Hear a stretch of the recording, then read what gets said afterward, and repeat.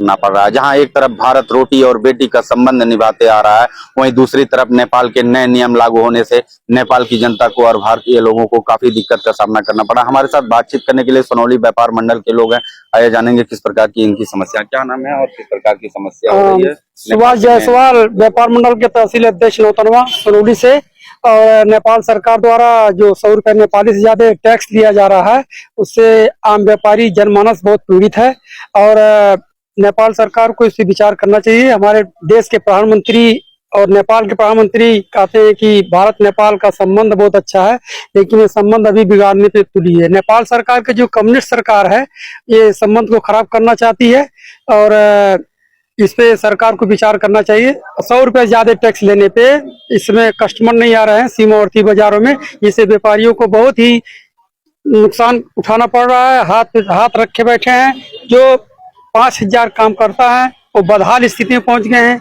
और भारत सरकार को भी एक विचार करना चाहिए। जो भारतीय नौजवान नेपाल में कैसीनो खेलने जाते हैं और करोड़ों रुपया दे के आते हैं, इस पे भारत सरकार को रोक लगाना चाहिए।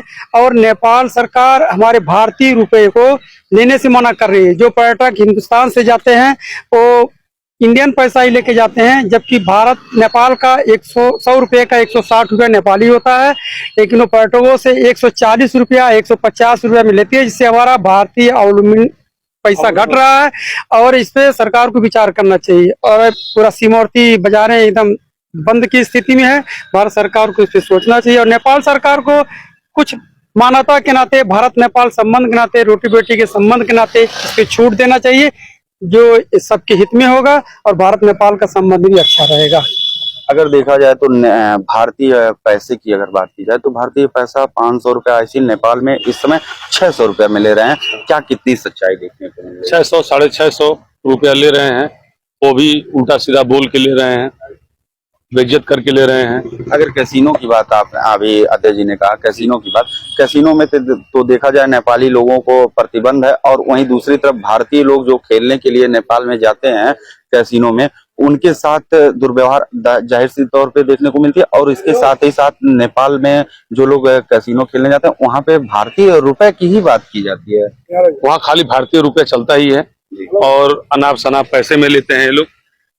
और नेपाली को तो ये घुसने नहीं देते हैं, खाली इंडियन आदमी को खाली घुसने देते हैं, जो कि इनसे ज्यादा पैसा लेते हैं, कमाई रहता है इनका, इसलिए ज्यादा ये ध्यान देते हैं इंडियन पे।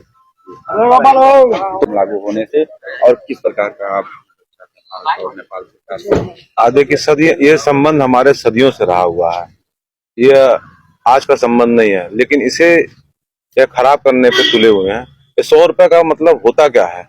100 रुपए में क्या ले जाएगा आदमी? 1 किलो चीनी भी नहीं आएगा नेपाली 100 रुपए में।